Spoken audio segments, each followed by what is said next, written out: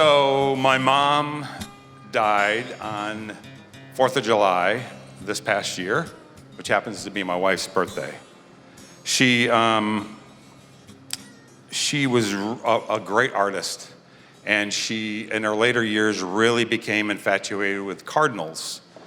And she had the cardinal slippers and the cardinal pajamas and the cardinal scarf and the cardinal hat. I mean, she was just really, really into that. But now that she's passed away, it's been, it's going on like 8 or 9 months. Now that she's passed away, I don't look at that. If I see a cardinal, I don't think that's my mom.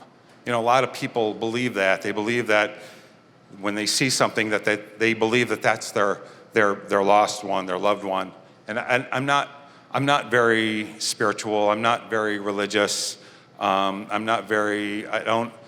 believe in that coincidences happen for a reason, but that's just not the kind of person I am. And I'm kind of setting the stage for you on what my story is actually about.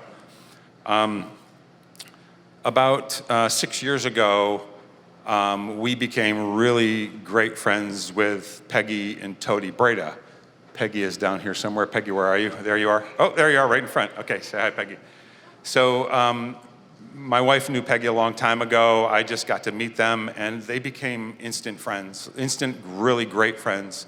We went to their house for dinners. Tony was an incredible chef, and we talked about their swimming pool, and we talked about so many things that they wanted to do in their future. And we went to Charleston. We were in Charleston. They met us down there. We went to a restaurant together. It was, concert series that Rusty put on, just on and on and on. It was so many things that we did with them. I loved Tony like a brother. He was just such a great, great guy.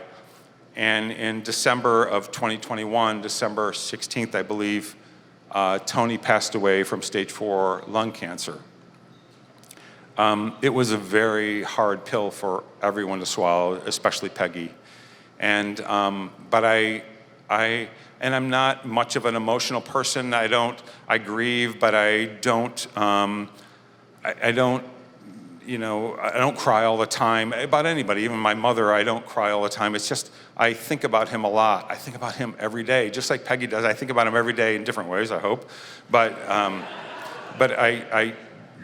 it's just kind of a weird thing. Anyway,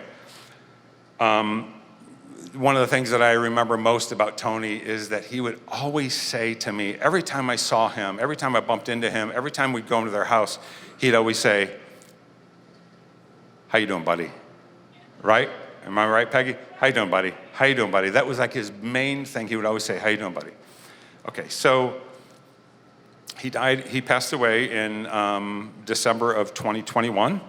And in April, now I really want you to keep track of the dates here because it's very important. April of 2022, 4 months later, I just bought a new Jeep, and I am driving down Loudoun County Parkway, and finally Peggy is realizing where I'm going with this story.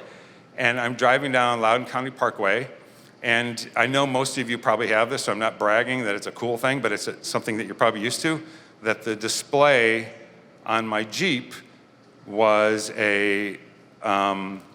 it's a replica of my phone. So whatever comes on my phone now comes on the display of my Jeep, and it tells me if somebody's calling or if somebody's texting me. So I'm driving down the road, Loudoun County Parkway, traffic is really busy, I'm in the far left lane, and all of a sudden, I get a text message. Keep in mind, 4 months after Tony passed away, I get a message on my screen that says, "Message from Tony Breda." And I'm sorry, Danielle, we're not supposed to swear, but I freaked the fuck out. I didn't know. I was shaking. Every emotion was going through me. I was crying. I was shaking. I was freezing. I didn't know what to do. I almost got into an accident. I was in the far left lane. I wanted to get way over to the right shoulder. So I'm literally turning the car like this to get over as far as I can to the shoulder of the road. I can't even see. My eyes are filled with tears. I'm not this kind of a person. I own a farmer's market for a living. That's what I do. I'm a plain, simple kind of guy that doesn't believe in this kind of stuff, right? So I pull over to the side of the road, and the only thing I can think about is I want to hit that button that says listen. I want to know what that is going to say to me when I hit the button. And it took every piece of energy I had to kind of reach up there, and my finger is literally like this. And I hit the button, and the message says, "How you doing, buddy?" And I absolutely lost it. I absolutely lost it. I couldn't even contain myself. I couldn't pull back into traffic. It was the most unbelievable thing that's ever happened to me in my life. And I had a couple things running through my mind. A, I wanted to call Peggy, and B, I wanted to check my cell phone to see this message. I actually took a picture of the screen on my car because I knew nobody would believe me, like most of you probably don't, but it is true, and if you ever want to see it afterwards, Danielle said I couldn't have props, so I was going to have a big sign up here to show you, but I could show it to you. But once I was pulled over the side of the road and I got my composure, I looked on my phone so I could see the actual message, and it wasn't there. There was not only was there no message from Tony, but Tony's contact information was gone. And one thing you need to know about me is that I don't delete anything. I'm not a hoarder, but on my phone I am.